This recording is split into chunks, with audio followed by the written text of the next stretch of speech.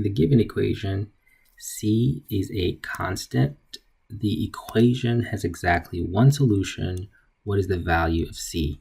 Once again, if you have a quadratic or any equation for that matter on this test and you have a weird unknown, you're going to need to use Desmos and take advantage of the slider feature. So let's go ahead and type this equation into Desmos. But first, we also want to understand what this means. If you have a quadratic equation with exactly one solution, here's a x and y plot, y-axis, x-axis.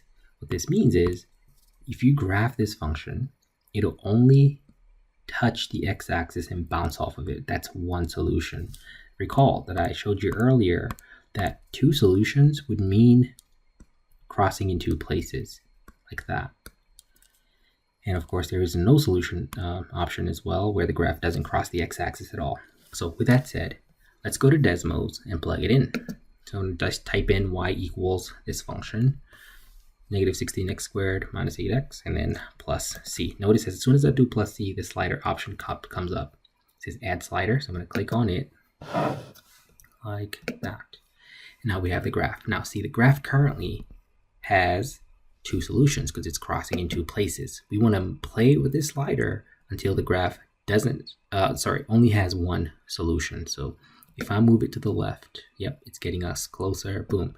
You see, when I move it to the left, I'm zooming in a little bit more for you to see. C value of -1 gives us exactly one solution. And if I go anything smaller than that, then we have no solution. One solution. If I go less than that, I have two solutions. So the exact solution, the one solution answer, the C must be -1. And that is it. That's our answer to this question, just -1.